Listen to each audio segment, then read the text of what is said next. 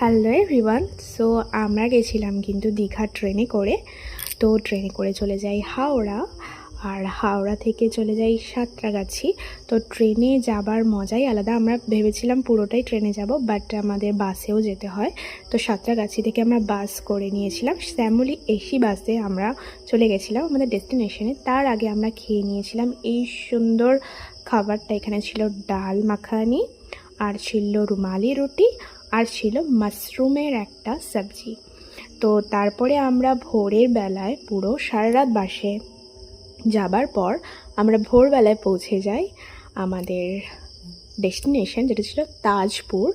আমরা যদিও বা বললামই তোমাদের যে দীঘাতে কিন্তু স্টে করিনি, দীঘাটা প্রচণ্ড ভিড় হয়, ঠিক আছে।